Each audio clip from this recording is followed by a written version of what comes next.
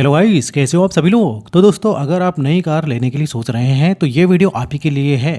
क्योंकि आने वाले नियम कई पेट्रोल, डीजल और सीएनजी कारों का बाजार से हमेशा के लिए गायब कर सकते हैं। और अगर आपने पहले से इनमें से कोई कार खरीद ली है तो भाई एक काम करो, अपनी गाड़ी को प्यार से देखो, उसका एक वीडियो बनाओ, उसे गले लगाओ, क्योंकि जो आने वाला है वो सुनकर आपके आंखों से आंसू आ जाएंगे। और जो लोग अभी खरीदने के लिए सोच रहे हैं उनके लिए तो ये वीडियो किसी भी दोस्त की सलाह से ज़्यादा ज़रूरी है। पहले थोड़ा बैकग्राउंड हम समझ लेते हैं। सरकार 3 बड़े बदलाव लाने वाली है: cafe 3 norms, BS7 emission norms और E27 फ्यूल। ये तीनों मिलकर उन गाड़ियों पर ऐसे टूटेंगे जैसे परीक्षा में फेल बच्चे पर उसके पिताजी टूटते हैं। कम बिकने वाली, पुराने इंजन वाली, कमज़ोर कंपनी वाली गाड़ियाँ इस मार को नहीं झेल पाएंगी और उन्हें बाजार से हटाना ही पड़ेगा। तो चलिए शुरू करते हैं। और पहली कार देखकर आप सोचेंगे कि ये अभी तक जिंदा कैसे है, और फिर सोचेंगे कि जिंदा है भी या बस सांस ले रही है। Number 1, Maruti Suzuki Ignis. भाई, इग्निस नाम का मतलब होता है आग, लेकिन इस गाड़ी ने बाजार में जो आग लगाई उसमें खुद ही राख हो गई।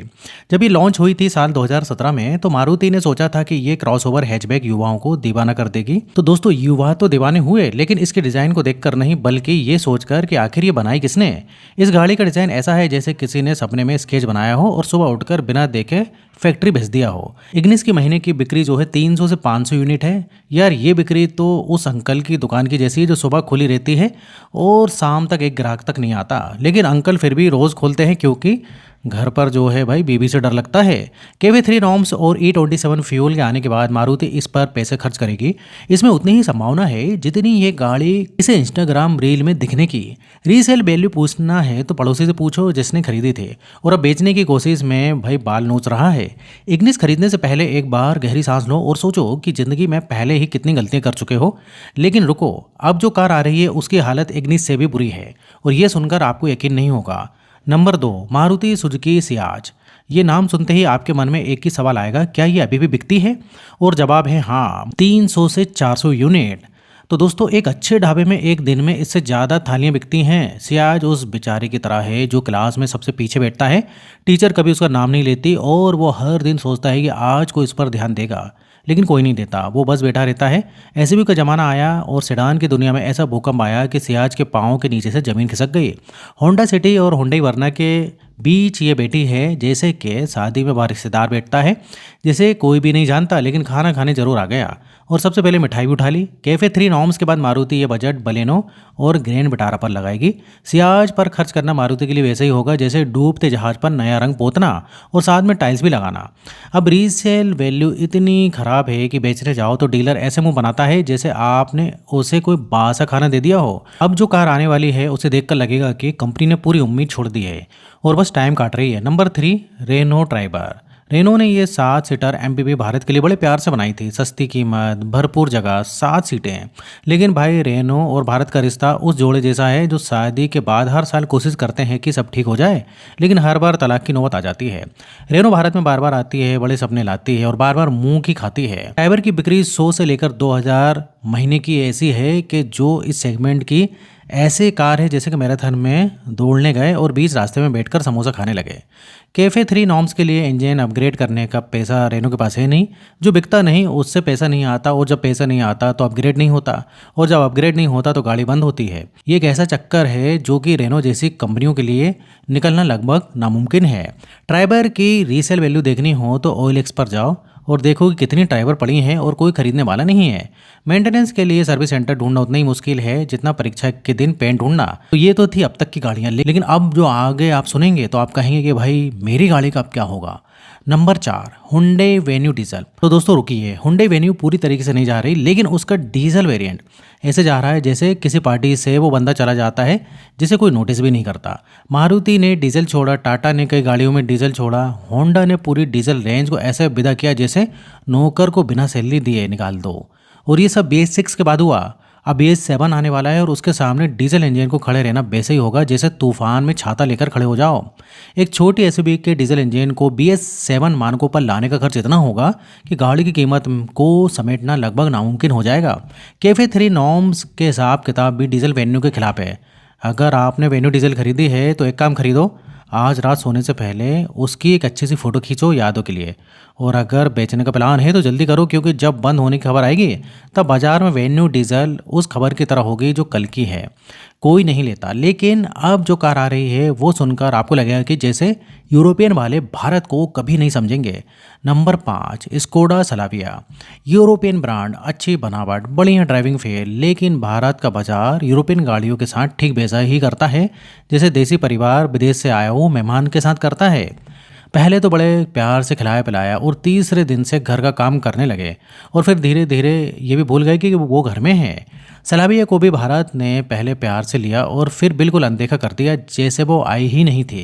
बिक्री 100 से लेकर 2000 यूनिट सेडान सेगमेंट में बेसिक भूकंप आया हुआ है और उस पर स्कोडा की मेंटेनेंस कॉस्ट जो इतनी ज़्यादा है कि एक सर्विस के बाद आदमी सोचता है कि इससे अच्छा मैं पैदल ही चला जाता। भारतीय कस्टमर स्कोडा के बारे में इतना बात करते हैं, उतना खरीदते नहीं, और जितना खरीदते हैं उससे ज़्यादा सर्विस सेंटर पर होते हैं। फिर भी स्कोडा को तारीफ़ें मिलती हैं क्योंकि इंसान की फितरत है कि जो मिला नहीं उसकी तारीफ खूब होती है। कैफे 3 नॉर्म्स के लिए टीएसआई इंजन अपग्रेड होना चाहिए, लेकिन जब बिक्री नहीं है तो पैसा नहीं है, और जब पैसा नहीं तो अपग्रेड नहीं होगा। सलाबिया खरीदना उस रिश्ते की तरह है जो शुरू में बहुत रोमांटिक लगेगा, लेकिन बाद में सिर्फ ईएमआई और गैराज का बिल याद रहे। और अगर ये हालत है तो अब जो कार आ रही है उसे देख कर लगेगा जैसे किसी सपनों की गाड़ी को नज़र लग गई हो। Number 6, Hyundai Tucson. ये नाम सुनते ही दिल में एक हलचल होती है। प्रीमियम एसयूवी, हुंडई का बड़ा नाम, 30 लाख की कीमत, लेकिन भाई ये गाड़ी भारत में उस हीरो की तरह है जो अपने गांव में बहुत फेमस है लेकिन शहर में आते ही कोई नहीं पूछता। ट्यूसॉन की बिक्री महीने में 3 से 500 यूनिट है। हुंडई क्रेटा अकेले एक दिन में इससे ज़्यादा बिक जाती है। मतलब क्रेटा एक दोपहर में जितना काम करती है ट्यूसन पूरे महीने में उतना नहीं कर पाती। 30 लाख में जब भारतीय ग्राहकों को फॉर्च्यूनर और हैरियर मिल रहा हो तो ट्यूसन क्यों लेगा। ट्यूसन खरीदना उस बंदे जैसा है जिसने 5 स्टार होटल में चेक इन किया, रूम सर्विस मंगाए, बिल आया तो होश उड़ गए, खाना भी ठंडा था, और जब शिकायत की तो मैनेजर ने बोला ये तो हमारी स्पेशल सर्विस है। डीजल पर BS7 का प्रेशर अलग है, कैफे 3 नॉर्म्स का झटका अलग है। डीजल वैल्यू ऐसी है कि 5 साल बाद बेचने जाओ तो डीलर ऐसे दिखता है जैसे आपने उसे कोई ऐतिहासिक अवशेष बेचने लाए हो। लेकिन अब जो कार आ रही है उसे देखकर लगेगा जैसे एक पुरानी भरोसेमंद दोस्त को अलविदा कहना पड़ रहा है। Number 7, Tata Tigor CNG। टिगोर की बिक्री महीने में 500 से 1000 यूनिट है। टाटा की पूरी एसयूवी आर्मी मैदान में उतरी हुई है और टिगोर वहाँ खड़ी है जैसे क्रिकेट टीम में एक बल्लेबाज हो जो पिच पर आता है, एक बॉल खेलता है और वापस चला जाता है, और पूरा स्टेडियम ये भी नहीं देखता कि वो गया। कैफे 3 नॉर्म्स के लिए टाटा अपना पैसा नेक्सॉन और पंच में लगाएगी, टिगोर पर नहीं। और CNG वेरिएंट में E27 के नए फ्यूल मानकों के सामने अलग चुनौती होगी। रीसेल वैल्यू खराब है और भविष्य में पार्ट्स ढूंढना भी उतना मुश्किल होगा जितना परीक्षा के दिन सही किताब ढूंढना जो पूरी पड़ी भी हो। और जो कार अब आ रही है उसे देखकर पूछेंगे कि भाई ये ब्रांड अभी भी भारत में जिंदा है क्या। Number 8, Honda amaze. जरा ध्यान से सुनिए, नाम है अमेज मतलब चौंका देना, लेकिन बाजार में ये जो परफॉर्मेंस दे रही है उसे देखकर आप जरूर चौंकेंगे, बस उस तरह नहीं जैसा होंडा चाहता था। होंडा ने भारत में पहले ही अपनी पूरी डीजल रेंज को ऐसे विदा किया जैसे दफ्तर में पुराने कर्मचारी को बिना पार्टी दिए निकाल दो। अब सिर्फ पेट्रोल है और सेडान बाजार में होंडा सिटी की बड़ी बहन की छाया में अमेज का जो हाल है वो देखने लायक है। होंडा का भारत में पोर्टफोलियो इतना सिकुड़ रहा है कि जल्द ही ये एक पेज में आ जाएगा। JS गई, WRV गई, BRV गई, अब सिटी, अमेज और एलिवेट बची हैं। होंडा ऐसे चुपचाप अपनी गाड़ियां बंद कर रही है जैसे कोई रात को किराए का घर खाली करके निकल जाता है मकान मालिक को बताए बिना। कैफे 3 नॉर्म्स में अमेज के सिंगल पेट्रोल इंजन को खरा उतरना होगा और E27 फ्यूल के साथ पुराने इंजन की जुगलबंदी कैसे होगी, ये भी एक सवाल है। अमेज का भविष्य इस बात पर निर्भर है कि होंडा भारत में कितना और टिकना चाहता है। Number 9, Nissan Magnite. ये गाड़ी निसान ने साल 2020 में लॉन्च की और उस वक्त सबने कहा था वाह क्या कीमत है, क्या फीचर्स है। लेकिन निसान के भारत में हालत वो बॉलीवुड एक्टर जैसी जिसकी पहली फिल्म सुपरहिट हुई और उसके बाद सिर्फ फ्लॉप।